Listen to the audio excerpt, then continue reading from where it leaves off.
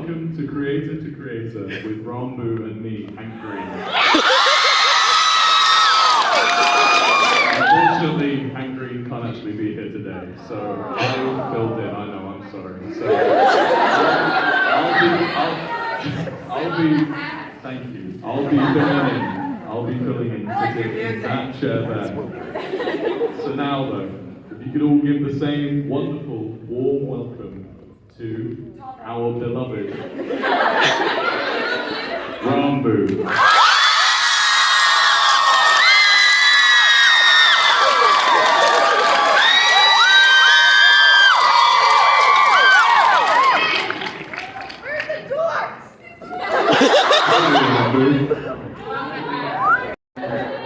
Yeah, no, I have a lot of ideas in my mind constantly, and basically, I'll see like a certain thing, like a certain activity or object or something, and I'll come like, oh, that'd be a fun stream to like do this random thing. Like I'm pretty sure I saw one comment that was just like, oh, it'd be kind of like funny if you just like worked at a Taco Bell for a stream. Just like working for really good. Yeah, no, I've been thinking on it. I'm like, yeah. So there's a lot of ideas, and then there's a lot of times where I'll like say an idea and I just like stuff will fall through, or I just straight up just won't do it. Like there's a lot of videos that I've done, but with the ones, the way that I like handle my ideas and everything is I just kind of make sure to like write them down, and then if there's like a really good one, then I actually like make sure to think about it more often than the other ones. Really. Ooh, how do you think you strategize that as a creator though? Because obviously you can have some great ideas that you, as Mr. Ranboo, wants to do, right? But how do you know that everyone else wants to watch it? You know, how much do you weigh out the ideas for, you know, how good they are in a viewership sense as well as how much you enjoy themselves? I would say honestly at this point, because of how just like slightly like volatile views are at this point, like I don't know what will do well. Like I have no idea what will do well and what won't do well, or what won't do well initially, and then what will like randomly do well just like way later on, like a bot or something. Right. How in the Twitch space does that work? How do things grow over time, would you say, in the Twitch space? I say Twitch is a platform in which people go to the platform.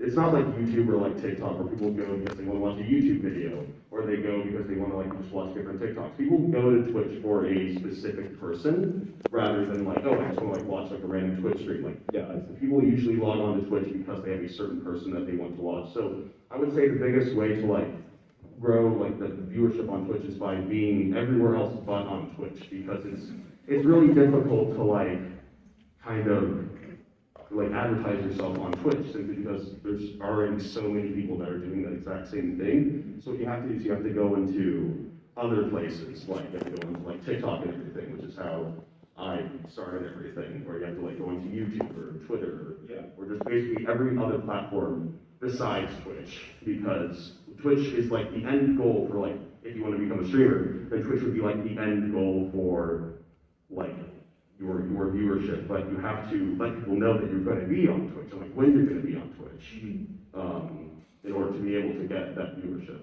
See, I did that similar strategy, but I had to start on YouTube because I am a boomer who doesn't understand TikTok. And for me on YouTube, it was the method was put the chat on the screen at all times so people are aware this was done on Twitch, you know, and link to the beginning with a big black screen on the twitch.tv, blah blah blah. You know, that was the way, at least for me, to push from YouTube to Twitch. How does that work on TikTok? On TikTok, it's literally just blatant advertising. Okay. It's literally just straight up saying like, hey, I'm streaming at this point, or I'm doing this thing on Twitch, and like having just like a couple of little funny things throughout, so people actually watch it and go, hey, maybe I will go over here. But it's like I remember for the first like 100 or 200 days, I was uploading like a TikTok every single day, where like the main focus of it would be to get people to watch me somewhere else, basically, or to get people to like watch me on Twitch. So I just have like really just blatant advertising. I'm just like, hey, like I'm doing this on Twitch. Like, here's a funny moment from my stream or my video. How effective would you say that was? Do you think there might be some more effective ways to get people to employ? Oh, I'd say it was pretty effective for like the start, because TikTok has, I think, the most like chance of someone seeing your video when you're at 0 followers, 0 views, 0 likes, everything. Because like I had, the way that I found out about it was that I had a friend whose video got like 2 million views in like a couple of weeks, and they just like randomly posted it, and I was just like, huh. So you can just like go from like nothing to like 2 million views just because the algorithm decides that it wants you there. Yeah. So, I would say, sorry, wait a second, okay, there you go. I would say that, Might have the best method already. yeah, no, I'm trying to think, I'm just trying to think of another method, but like honestly, I think that as of right now, TikTok is probably Blatant advertising. Okay, cool. That's very good. Let me just look at what Hank would have asked next. He says, what I like so much about what you do is it's new and a super compelling way of telling stories. Can you talk a little bit about how you first started doing that when you ended up on the SMP server? Can I just say before we carry on though, just to sort of ease the nerves in the room, me and Ranboo are massive fans of analog horror. We love that kind of stuff, right? The journey from where we were waiting to here was the most backrooms, lighting, and Ranboo just kept nudging me, going, "Oh, it's backrooms." Guys, it's backrooms.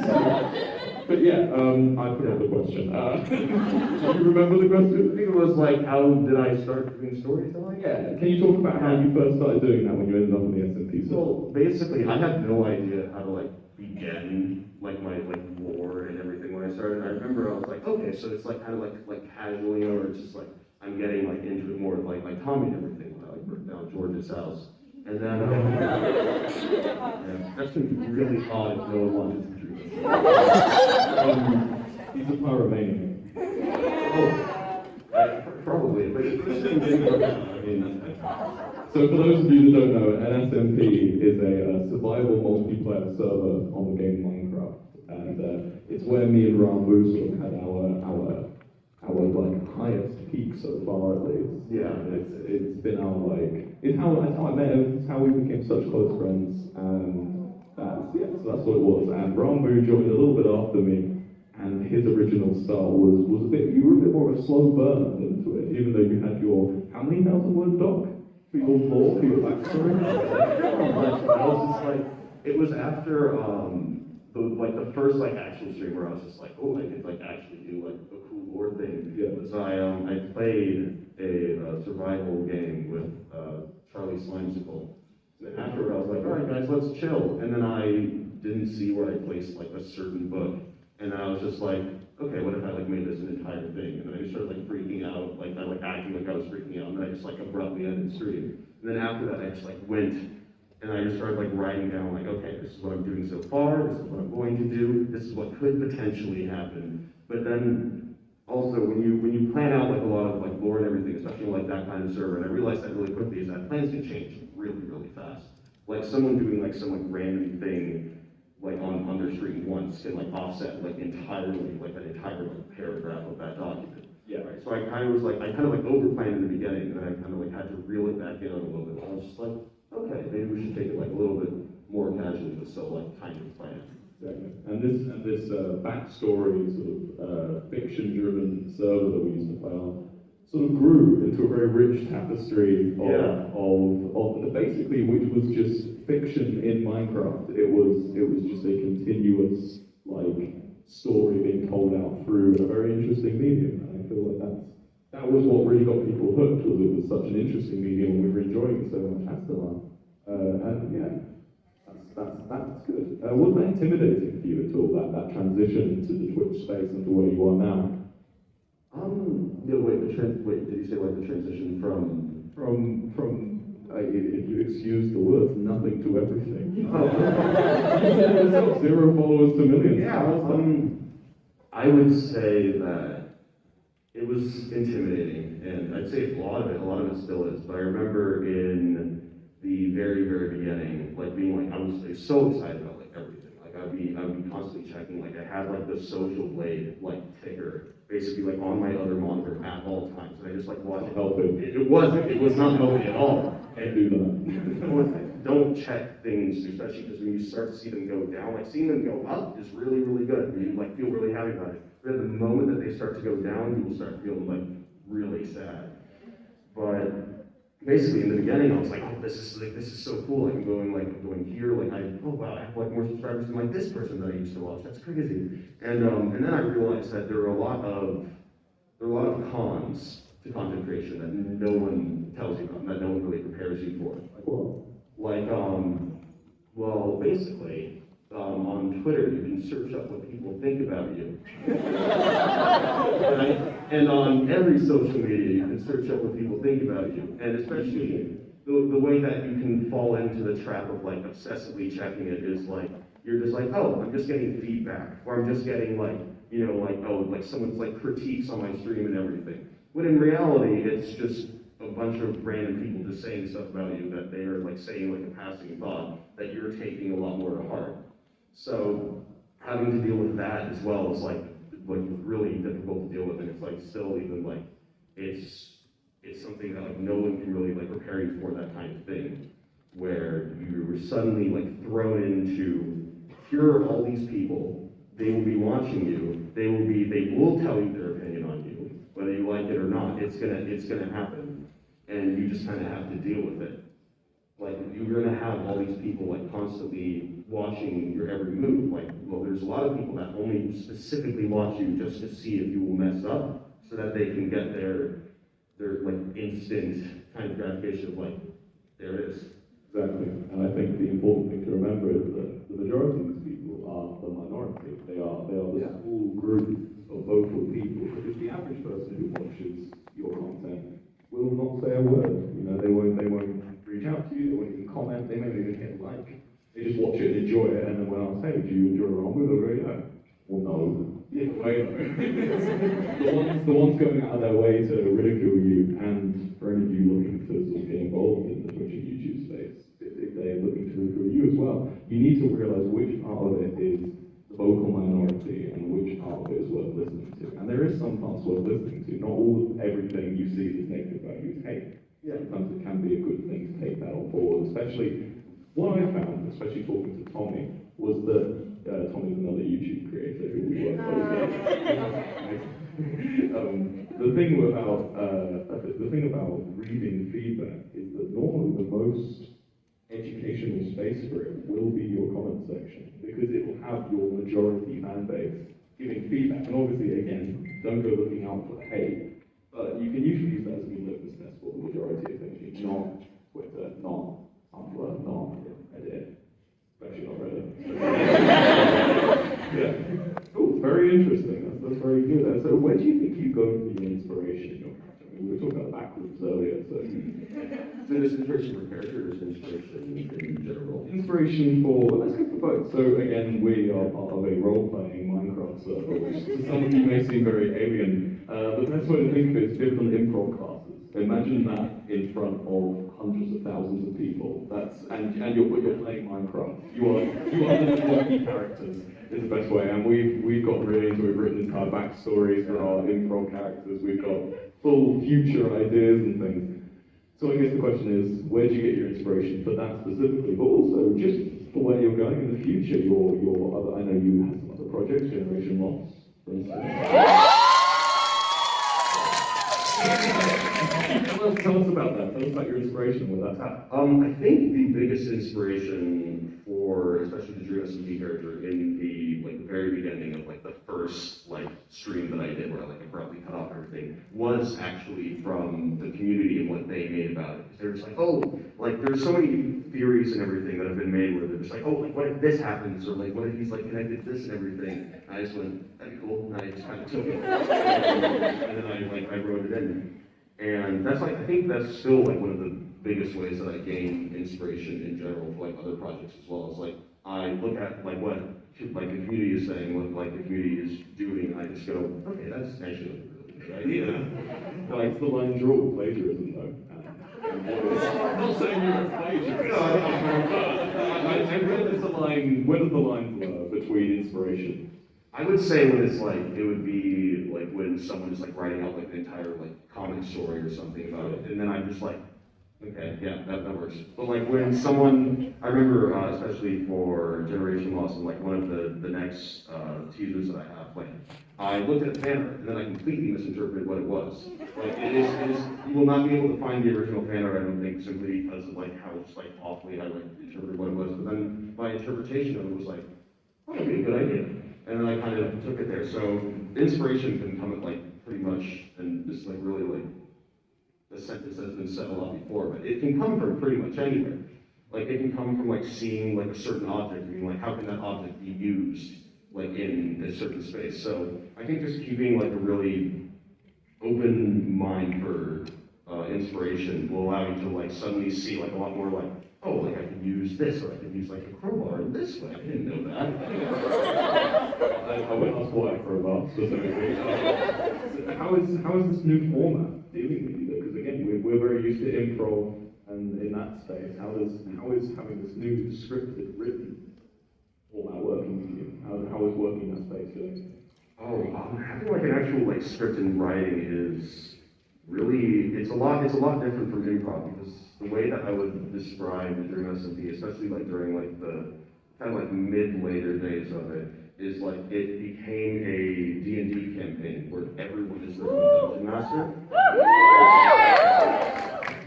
Yeah, but it essentially became that, and going from like having to like interact with like a bunch of people and then changing what you're doing based on what other people are doing as well, to like being able to like, okay, I can write like a whole story. It's a lot more calling, but then you also realize like how much you have to include in a story as well.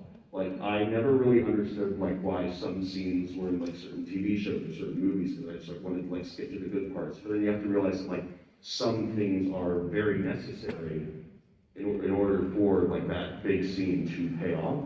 Absolutely. Yeah. So I would say like going from improv to scripted was it was good, because I feel like improv definitely helps with scripts, because essentially when you're writing a script, the first draft of it is usually just what you improvise, and then you can go over it again and again. I think that's the key difference that I really like about it. Yeah, I agree. I agree. Some people also come from improv, so I totally agree with that.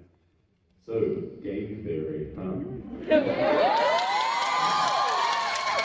Unaware, game theory is a YouTube channel which analyzes certain answers, mainly games actually. It's mainly games. So really it's a new area of analysis. And he's recently landed on your work, which is in its primordial stages, let's say, Generation Lost. Currently, it's just a teaser. Yeah, it was ridiculous when I saw it. How did that feel to have an hour-long analysis? Is it hour-long? It's 15 minutes, but it's still based, when you think about it, on a 30-second clip. Like Green's notes. It was so odd, because the way that I found out about it was I was like setting up for MCC, and I was like, all right, here we go, and I was like checking to see how my blind chat was doing, and then one of them was just like, oh yeah, I'm watching the Generation Lost like game theory, and I just went, that has to be a joke. No, yeah, I had no idea that it was happening. Like, and then I was just like, there's no way that this is real, because I only uploaded like 30 seconds and a couple of images. Like, I don't know what he's doing. And then someone said, oh, no, that's real. And then I searched it up, and I was just in disbelief and just in just general shock. Mainly because I had only uploaded one 30-second clip. Like, that was the biggest thing. Like, I don't understand where that came from. Were you worried you'd get too much right?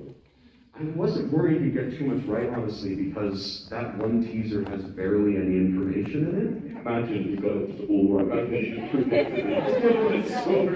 You got a couple of things right, which I was really not expecting. Yeah.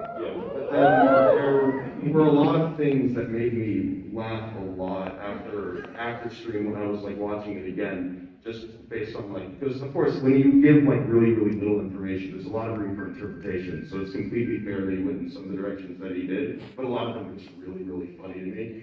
Because I was like, yeah, that's just not what's happening at all. That's ridiculous. Like I chose this so it's be, kind of funny on some aspects. Like, yeah, it was really cool. That's how I felt as well.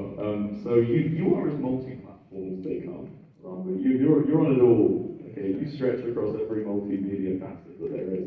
Do you think you could tell us a little bit about what you like and dislike about each platform if I list them out to you? All the ones that you are notably interested on, if you could give us some pros and cons. Okay. TikTok.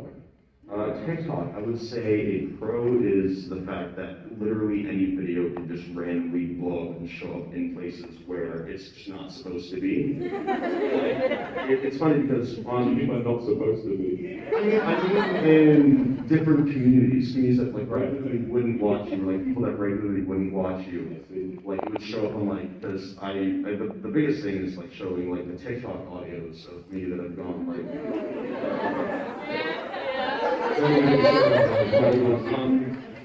they're like, it's so funny because it's like there's like an EMT making a video using audio of me reacting to Freddy Fazbear. It's like me saying that I didn't have enough money in Roller Coaster Tycoon, and then realizing that it was I who was spending the money, so I went, oh, I'm the problem. And then it suddenly really sad. And I was like, oh, okay. So the momentum culture is a plus, the fact that it's able to spread like that. Yeah, I would say so, especially because you can show your content to people that like have like no idea who you are, who have just seen you. And if it's good, then they might like actually like find it, and that's really nice. And I'd say, oh, a con. Well, a con is I think banning randomly sometimes. Another con I would say would be. I honestly don't know if there's really many cons with that. I would say the biggest con is knowing, like, because the algorithm can be very, very, like, just really hard to, like, kind of get right, but you can also just accidentally get it right as well. Because you can just randomly have videos that just, like, get, like, 10,000 views, and you usually get, like 100,000 or something, or just, like, completely, but then you can also get a video that has 100,000 views, and you only have 10,000, so I feel like that kind of balances out that con. What about YouTube? YouTube. I really. No, I think they were laughing at the fact that you said YouTube when I'm up here. 300 days. So Ranboo hasn't uploaded in a little while, but he still has an extensive knowledge of the platform. Yeah, I would say a really big like pro about YouTube is it's kind of like, I feel like it's like a step below like making like a TV show or something, right? Because you can put like as produced content as you want. You can like really like edit something, make something that you're proud of, or you can just like upload something that you have put no effort into at all, right? Like me sitting in a chair for 5 minutes. And the greatest thing is that either of those can do like well. Either of those like massively produced or just random like thing that people told you to do on the internet. Those can both do really well. I really like that about the platform as well. What I don't like about the platform is the fact that a lot of creators feel like really they feel like they're like walking on like a minefield basically with the way that the guidelines are, especially with a lot of people right now, where like a lot of like videos will get like taken down because they're not like more like child friendly, but then the ad that plays is sort of like a random website that should definitely not be shown to children. I saw that someone's like video got demonetized and it was like straight up just like really not good site that was being advertised on that video.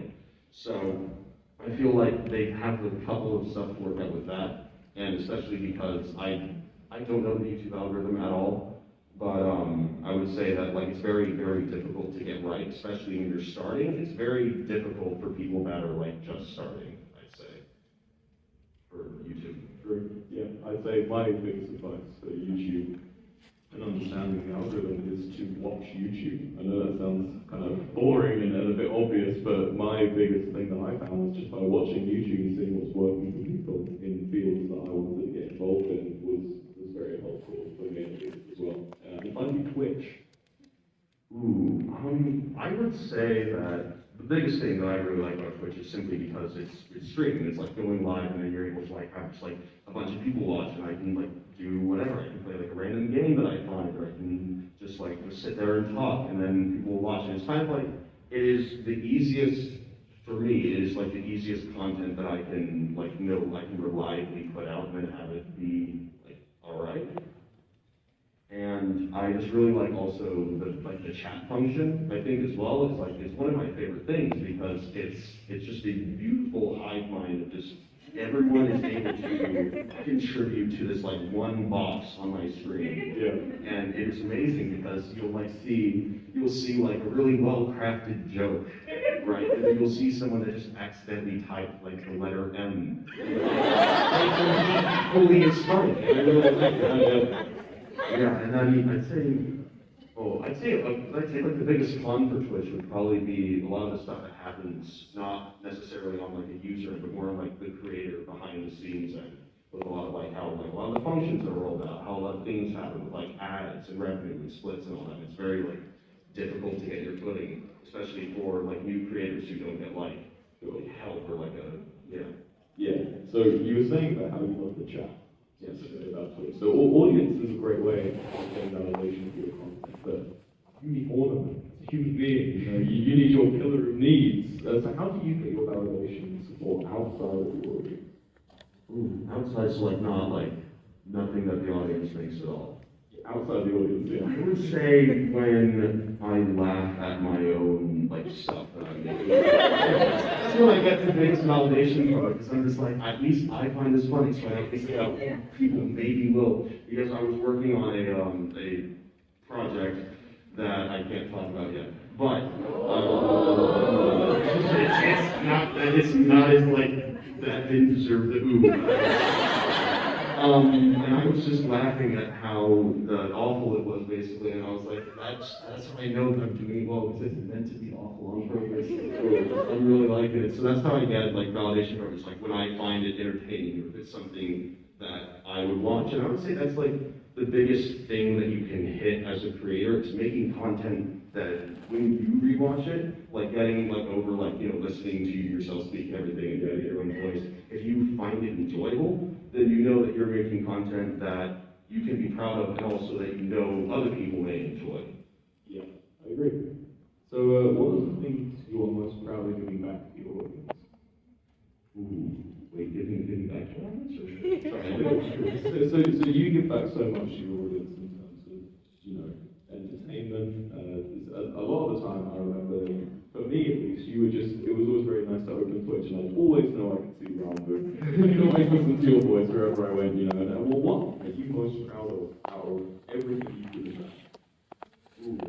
I would say the biggest thing that I've been proud of is probably just the fact that I've been able to, like, at least feel like I've created something that not only people enjoy, but that can also like help people and everything. Because I was definitely a kid that like watched like YouTubers and everything, or like whenever I was like feeling like, oh man, I can just like put on like just a random YouTuber's video and everything. And to know that to some people that I am like that source for them as well is like, it's really, really cool, because a lot of like, one of my favorite things to see from the community is like just little like random things that like, because I'll scroll through TikTok and I'll randomly see like, oh, like look at this clip, this was really funny, and it's like one of my clips, and I'm like, yeah, yeah. So like that's like, I think that's like my favorite thing is when I see that someone's genuinely enjoying something that I made, and it's providing them like a source of comfort, like outside of like,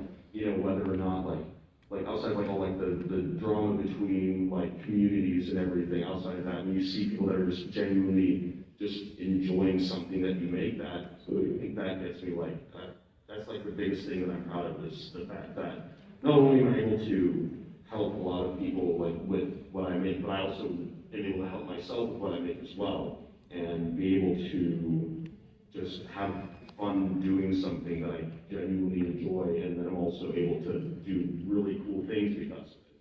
Amazing. I give you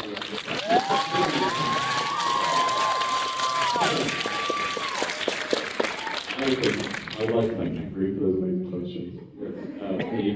And I would also like to extend some questions to the audience. Do we have someone who can carry a mic? I think we have something. Someone who can bring a mic out. Yeah, sure.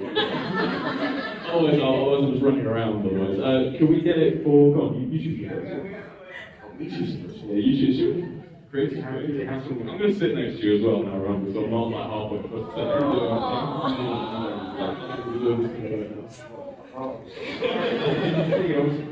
Where do you want to start? You raising your hand, yes. That's the biggest thing about pointing, is that I always get really, really bad. It's okay, I'll try it. So my question is, objectively, what is the best season? Not what is your favorite season, what is objectively the best season of the year?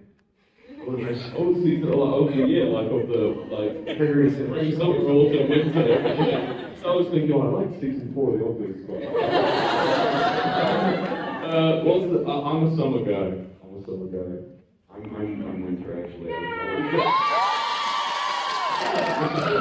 Right now. There was not hear this shit right now. Okay, no, winter's better. Winter's better. You want to choose one? Yeah, I'll choose one. Let's go for waving in front there. Right. We'll slowly move back. Hello. My name is Tontalio, and recently I had this one experience with a big YouTuber appearing in their social experiment. It was just really cool, but I wasn't able to exactly get any growth from it. So I was wondering, in the future, if I was to have another opportunity like that, what I could do to sort of push myself out there, let people know I exist. Sure. Go on. Yeah.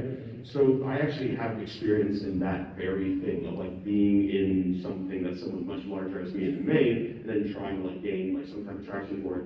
So essentially, I remember what I did was there was in the very beginning, whenever someone that was on the Dream Studio would even remotely say my name, I posted about it. I said look at this, I can't believe this guy said my name. I posted that on the TikTok and everything. So making your own content, especially if you were in some big YouTube or social experiment, right? Or making you.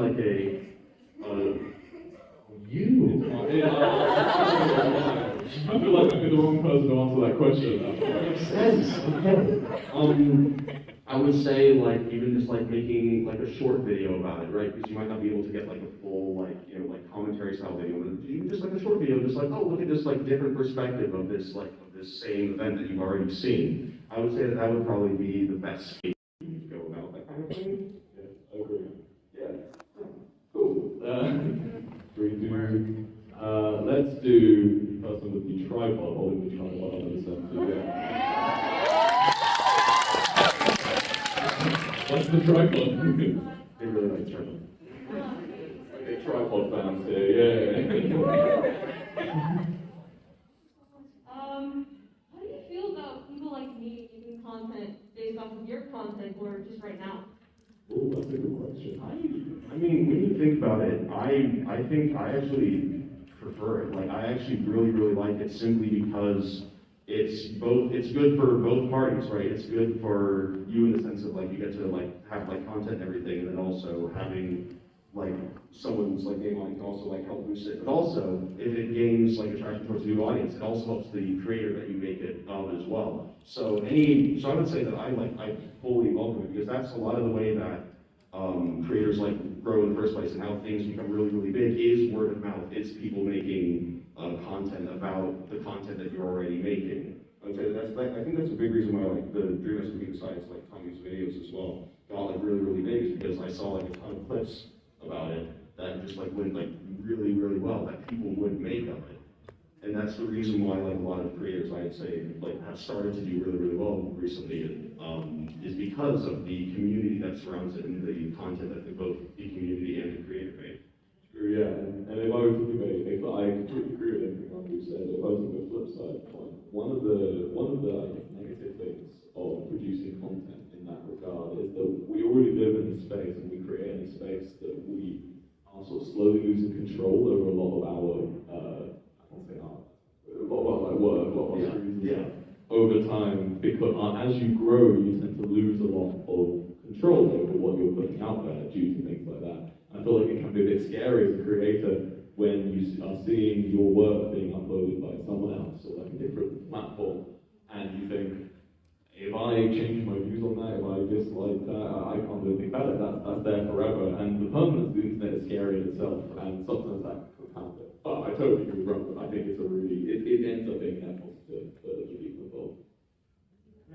People at home who could, Yeah, no, yeah, I'm saying it's good. I'm saying it's good. Okay.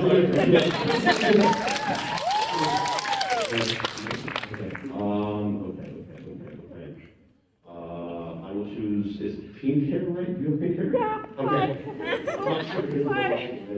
We have a light. Giant lights. Hi. Hi. I was wondering, when was the moment where you guys were like, oh wow, I like really made it as like a content creator? I'm like, wow, this is the moment where I can do this now. I'm sorry. Yeah. I get that quite a lot. I feel that, like, just walking on stage literally 10, like, 30 minutes ago, I got that exact feeling of, oh my god. And I don't think I'll ever stop having that, hopefully, you know, I would always want to have that feeling. But I'd say the very first time when I was like, wow, I can do this as a job now, was when I was doing a stream in my starting soon lobby. I had 80,000 viewers. And that was my moment where I went, oh, this is real now. This isn't just a little dream of mine. And that was a very, I took a picture of it on my phone. I took a picture of the view count. I was like, what is happening here? That was pretty insane, but I never stopped doing that, honestly. I feel like that's a good thing. I want to keep doing that. I want to keep doing that excitement of, whoa, you know? Yeah, I'd say it's about like the same thing for me as well, where I continuously have those moments. Like I think when I first started, like I had that moment like every single day when I would like hit like a new milestone or something. Like wow, I'm really doing this. And then even like yesterday with like the giant like panel that we had, like just the crowd of people, like even like this as well, is like still like, oh man, I'm really doing this. Yeah. Like it's still very surreal to me, because especially because then I'll see like other like content creators that like I enjoy, that I aspire to be or I look up to and everything, and I'm just like I'm in the same like general vicinity as these people, which is really odd, because I remember like even just today, like I was like just like waiting in the lobby to go here, and then I saw like Drew and Dan Gonzalez and like Eddie just like walk past me, and I was just like, oh, I have the same badge as those people.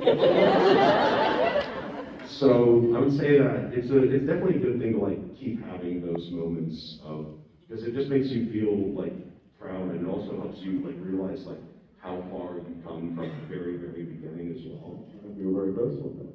Oh, I think my very first one, my very first one was when I think I got like 100 views on like the first video that I uploaded on YouTube. That was when I was like, oh my god, people are actually watching this. And yeah, or when like the first like TikTok video that I uploaded like started to do well. I remember I was like texting my friend, just like, what is going on? Like I was like showing them. I still have the screenshots of my TikTok page with like 60 followers, and be like, look at this. There's 60 people, like 60 individual people, and even now I'm still like there are a lot more individual people. It's still really cool to me. So yeah, I'd say like it's a good thing though to have like those like constant moments of like, oh wow, this is really cool. Cool. Let's go for another one. I want to try something. Let's go for the arm on the aisle behind the blonde person there. So right in the aisle, give you, yeah, this one.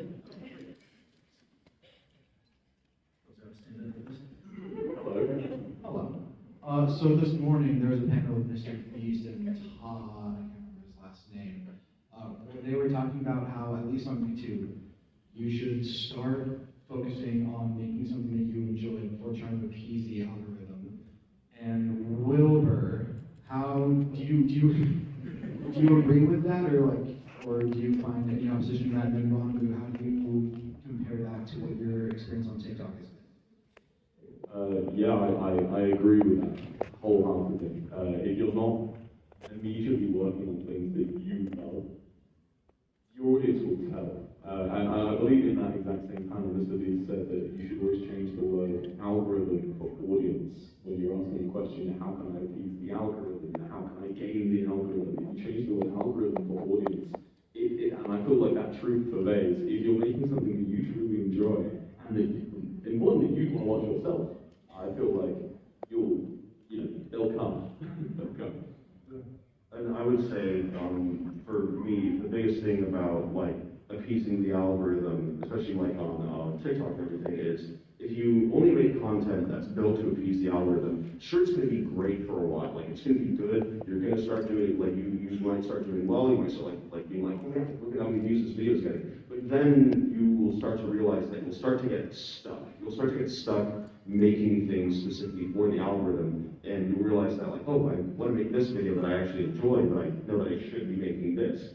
Where if you start with what you enjoy, then you will develop and gain a community around what you enjoy as well. You will like be able to make what you enjoy and not have to worry about being stuck in the algorithm. Because I know that I've seen like a lot of YouTubers recently make a lot of videos being like, I'm just going to do what I want and not care about the algorithm anymore, which is really, really good because that's the way that the algorithm. I'm saying the algorithm a lot. It's really funny. But like, and people don't realize that it's the algorithm comes from initially what people make that they enjoy, and then when the pattern like presents itself, that's when the algorithm changes. So if you continue to make stuff that you enjoy, you may not realize that you actually eventually might be making things that also appease the algorithm as well. Absolutely, yeah. It's likely that your interests aren't that rare. There's probably a lot of like-minded people out there who also love to look at what you're interested in. I thought that's important. Yeah, that was a great question.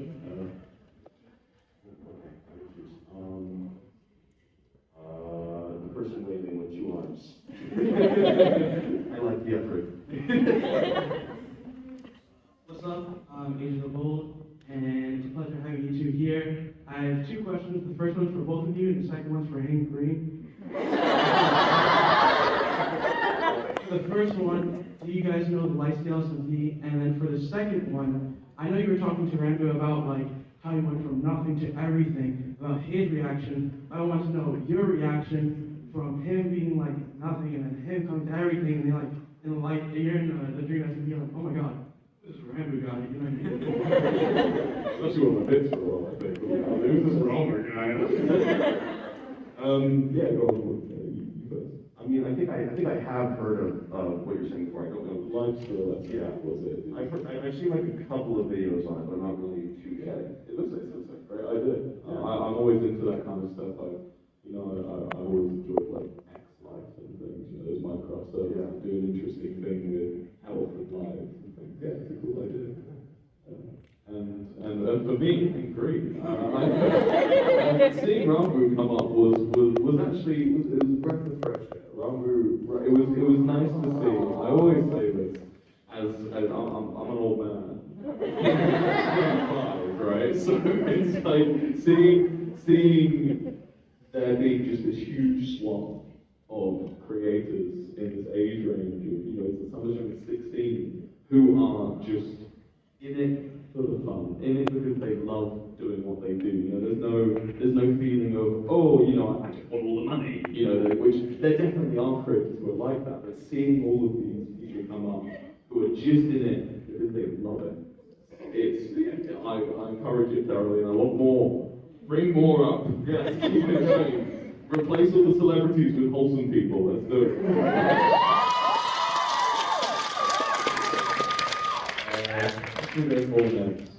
Let's go for I've got a perfect window all the way there to you in the mask with the hand up. Right, yeah, it's you putting yourself. What or who inspired you to start making content? I would say, well, there's a lot of people like throughout. I think the people that like had me begin to want to like do content creation as a job was the Yogs cast. When I like first watched their video, it was my first video with the S word in it, and I got so much trouble. So much trouble for that. But they were the people that like what made me realize like, oh, this could actually like be something. Like, there's like video games and do something cool with it. And then I'd say like, the big inspiration for just like content in general was like Captain Sparkles for a huge time as well. He was like a huge inspiration, and then the direct inspiration that like made me be like, okay, this is actually something that I might be able to do was like everyone, like pretty much everyone that was like in the Dream SMP at the time. So I was just like, oh, this is like really cool. I really like what these guys are doing. It's really sweet. So I'm like, I'll try, you know. And then for some weird reason it worked. And, yeah. But yeah, I'd say that like pretty much like a lot of people have been like my inspiration throughout like different time periods of this whole journey. Yeah, I agree. For me, so I wanted to do this since I was about 13 years old, which means that all the people who inspired me, I haven't actually watched in quite a long time, unfortunately, but for me it was creators, which you mentioned, one called Ranboo. I was a massive fan of as a kid. Again, the Oxcast was huge for me. I remember watching all of their original Minecraft Let's Play. Very, very first one, I remember back in 2009, when Minecraft was just sort of getting traction. One of my friends at school asked me, have you seen the new Minecraft episode of yours? And I was like, no. And he went, you would love Minecraft. I'm going to check this out. I got home and I googled Minecraft and I got a bunch of therapy websites. What is he trying to tell me? What is he trying to tell me? Yeah. And lo and behold, that started me making a channel, and I made Minecraft videos, and then I swore off Minecraft videos, and now I make Minecraft videos. Yeah, you want to give a lot of videos. Yeah, you always come back to Minecraft. It just keeps on. Can't get away. Every single time say cool.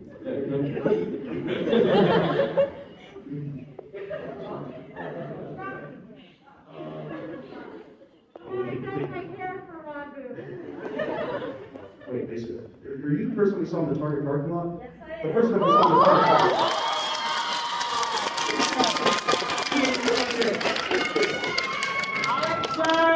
Hello. First off, I just wanted to open up the whole thing. I'm Sherbert. Hi, nice to meet you. First off, I wanted to talk on behalf of all of the creators here who have been able to make platforms, including me. Most partly because of your guys' content. Like, I'm a cosplayer, I stream also, and that is a large portion of that is due to like my Technoblade cosplay and that kind of thing. And I just want to say that me, and I guarantee a lot of other people here, really appreciate that, as well as all the stuff you've been able to do for people's mental health and for the LGBT community.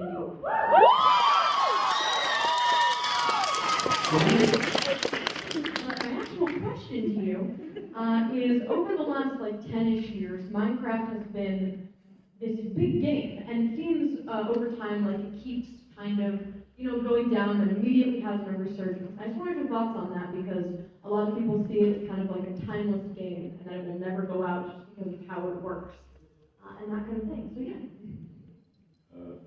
I have a quite controversial opinion on it. I'm sense of gamers. I think Minecraft is the first video game masterpiece. There have been some wonderful games that have been made, some amazing games, but the fact that Minecraft has been around since 2009, 2010, has outsold Tetris from over 70 years ago is just mind-blowing. That's crazy, and the fact that it's able to come and go, and that everyone, even if they've never played it or play it all the time, can agree, yeah, it's good. Like that's so hard. You can't get 50% of people to agree on anything, and yet you've got everyone saying Minecraft. Yeah, there's probably a few contrarians. I feel like even they enjoyed it a little bit, maybe. Yeah, I feel like it's hard because simply of how open-ended it is and how it's like you can just mold it into exactly what you want it to be. So like if you are into like interior design or something, you can just do interior design in that game. It's a sandbox game, so it means like you can do basically whatever you want. Like if you wanted to do like role play things as well, like you would do that in Minecraft. But like I feel like it genuinely will probably always have that kind of like overall like say or like overall like time in the market, because simply it will always go back up because of how open-ended it is and how just genuinely good it is, and the fact that they continue to add more to it for free, by the way, which is really, really unheard of even still. I don't think people realize like if Minecraft was made by like some other like certain developers, that it would probably be DLC. Like it would probably be like something you have to pay for. So the fact that it's completely free and you only have to pay like $30 once for a game that you can have for 10 years or 20 years that keeps on changing. change it? I weigh 10 pounds. I played it for free illegally. On any server. Have you bought enough Minecraft accounts now to counteract? I'd say so. It's crazy that Phil's made that type. Anyway. We'll have to take it at the end. But, go on, did you take last or did oh, okay, let's do this one. How about the Ranboo mask down on your hand? Yeah, you want to do this. Oh, I'm sorry, I didn't mean to single out the Ranboo mask. Yeah, yeah, absolutely. Yeah. Hi, so I'm sorry, the question has just come to mind. That's all right. First of all, I just want to say hi. So when it comes to success and, growing your platform, how did you guys deal with, suddenly having so many people without getting, too stressed out and, getting too egotistical in over You'll have to ask me my trailer, sorry. Okay, for Ranboo then.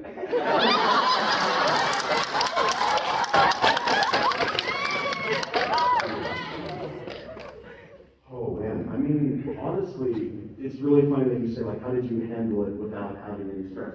There was definitely stress. There was definitely, especially, I think this is more for me personally, as someone who was, started when I was, 16 years old. And because, the time period from, 16 to now 18 is, really, intense emotionally. And when you add on a couple of million people also watching, you, have to, find your footing with that. It is stressful, but you have, the sentence I think that Tom said to me that helped me realize oh yeah, this is something that I do genuinely want to do, and it was getting really, really difficult, was if you list the pros and you list the cons, are the pros still worth having all the cons? And the answer for me then was always yeah. So I would say for just handling it without stress, it's always good to have a little bit of stress with it. Definitely don't let yourself get too stressed about it, but it's also difficult to, just not be stressed. But I would say that it was very difficult, but it's also something that it's good for a creator to go through, because if something genuinely happens down the line, instead of at the very beginning, then you'll be able to handle it a lot better.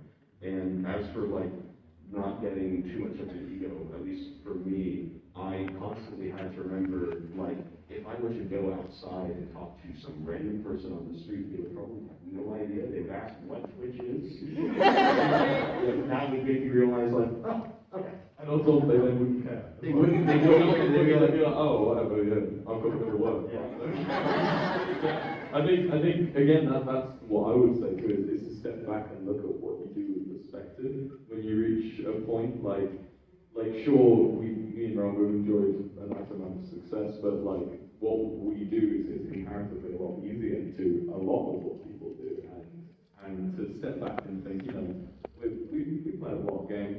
We play a lot of games, say words, and obviously I would never want to trivialize the people we help, because that truly does fill my heart a lot. It's hard to find an ego boost from helping people. I feel like that it's helping people. It is something else. It's a different feeling. The only ego boost that you can come from is you take a number, but then you remember where the number came from. It's from block game. It's really what you did to get there. Yeah. Nice vlog. Go on, you choose. Oh, I think we have time for one more. I'm getting the. So on this front, really hold the front. Sorry.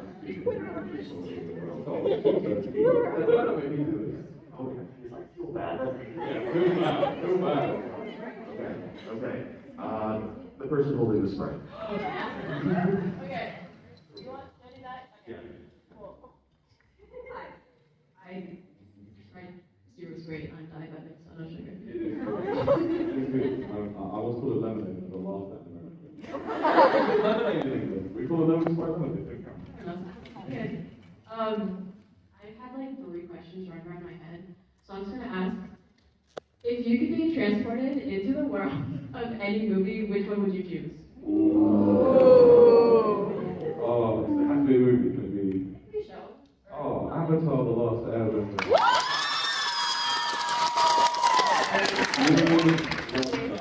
would be sick. I'd have hours. I wouldn't be one of those losers without. What kind of predator? I wouldn't say that I'd be an airbender because it looks like the most fun, but I think I'd be fire. I think I'd end up being everyone has when I was like 15 on like the Disney website, I would say, "You're a firebender," and I'd be like, "I want to be at." So yeah. Oh man, That's what I meant. oh, there's a lot that I would love to just be transported into, but I feel like the one that I would have the most just general fun in, and this is going to be incredibly lame, not as cool as that, like getting superpowers and everything. Mine would be, I would love to actually live in the full world of Ready Player One. It's really funny because all it is literally like 50 years from now. Isn't it like dystopian? It is dystopian. That's the thing. That's not living in a dystopia. Hey, we're getting there. No, but I don't know.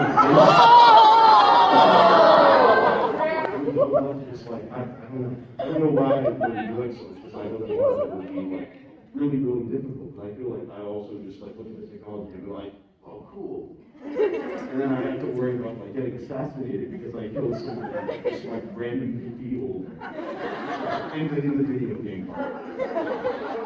Not just admitting to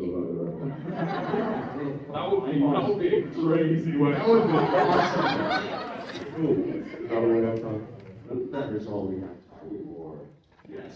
Yes, that's all we have. Right. That is all we have time for. Thank you.